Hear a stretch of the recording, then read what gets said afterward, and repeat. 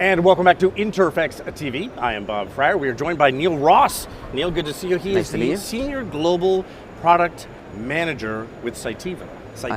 And an exciting day. It's always great when we have people on INTERPHEX TV who are making a product launch or a big announcement. So tell me about the one that Cytiva had today. Yeah, that's right. So we've got a new bioreactor offering. It's called the exhibitors X2000 system.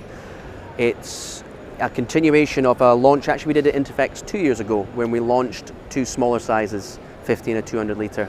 Now this is completing the portfolio up to a 2,000 litre scale. Okay, that's what I'm talking about. There was a, you updated from 2 years ago. What was the update? Bringing them together? Essentially, it's a scale. So, yep, that's it. So we had what we will say more your process development or pilot scale operations were covered by the smaller sizes, but in order to go to the scale required for most of the modern biological processes, that's really 2,000 litres. So that makes that journey complete, ability to scale your process from a 50 litre scale all the way to 2,000 now. Let's talk about scale, because I looked at the footprint over there. I went by your booth. That is a huge footprint you have here on the INTERPHEX floor. Why the need for so much? Is it because INTERPHEX is the place to be if you're going to launch a new product like this? Yeah, I think so. It's had a reputation for many, many years. If you've got, especially from a hardware perspective, products to launch and products to announce, it's kind of the place globally, it really is globally, where you want to show your stuff, your big stuff for maximum impact. And so INTERPHEX is one of our main shows that we'll come to pretty much every year. Yeah, that's it. Tell me what it is that the product again does. Yeah. So bottom line, it grows cells. Yeah. I got that from bioreactor. That's it. Grows cells. It's used for essentially it's the start point for the manufacture of biologics. So your monoclonal antibodies, things like nowadays, viral vector processes, so cell and gene, genetic production as well. It all starts with cell culture, and that is from tiny microscale, microliters, all the way up to production volumes of 2,000. So that's really what the exhibitors bioreactors do.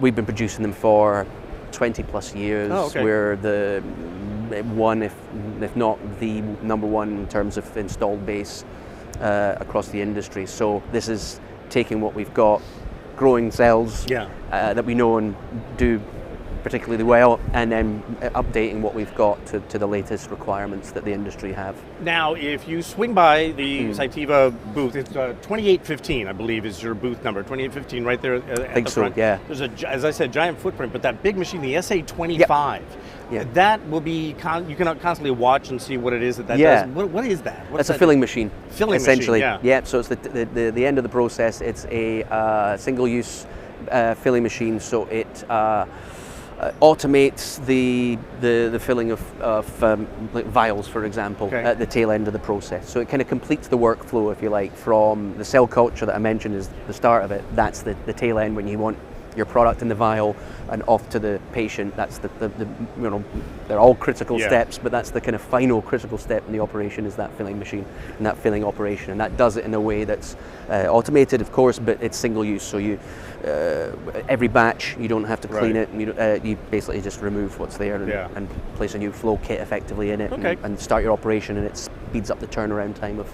As I always say, even if you're not in this industry, INTERPHEX is a fun convention to come to, because all the robotics and all the different things, and that one certainly is going to be fun to watch. When you come to INTERPHEX, what is it that you look for? I mean, clearly you're here for Cytiva, but talk to me a little bit about when you wander the show floor.